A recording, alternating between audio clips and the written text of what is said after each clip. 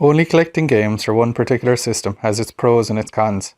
I mean, yeah, it makes you focus on exactly what you want and need, but it also leaves a huge gaming shaped hole in your overall gaming experiences.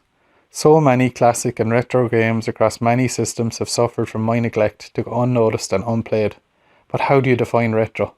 There are some that say it's only retro when a hipster has it hanging around their neck, but the dictionary definition is as follows: involving, relating to, or reminiscent of an earlier time.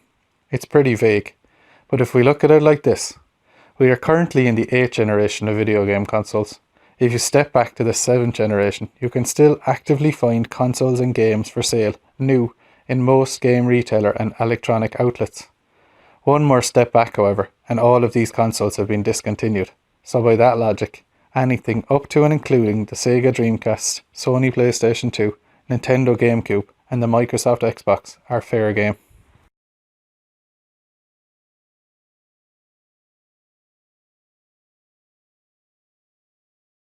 Sega!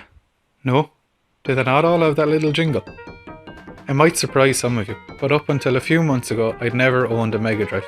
Sure, I played the Master System, a neighbour had it growing up, and we played Alex Kidd and Miracle Word to death, but not the Megadrive.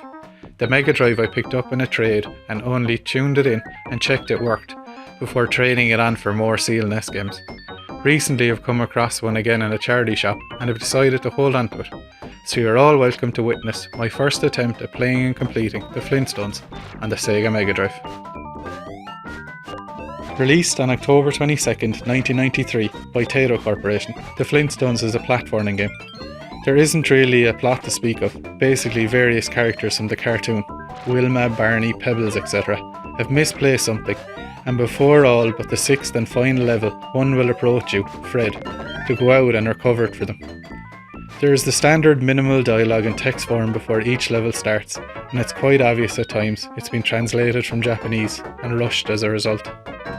As you would expect from an arcade-style platformer, the controls are simple.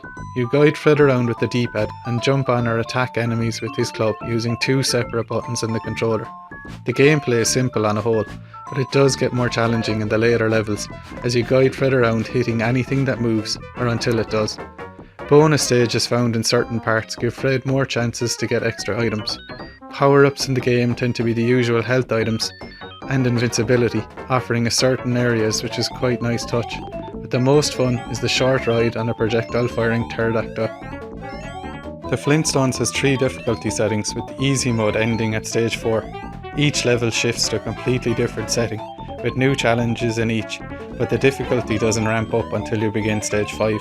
The rising lava being my particular downfall and source of frustration until I realised it was mainly down to blind luck, timing and speed. In terms of sound, it honestly isn't that good, and the theme music can become quite repetitive and draining, especially if you are struggling with a certain area and probably end up listening to it more than you should. But the biggest problem is how short it is. The difficulty settings will extend the game slightly, but with only 6 levels I managed to beat it in less than an hour on the first try. You can't help but compare it to the N.E.S gem, The Rescue of Dino and Hoppy. Admittedly it's a different game, but not only has it more levels, an overworld and a basketball minigame, but it had the same developer on a less powerful system.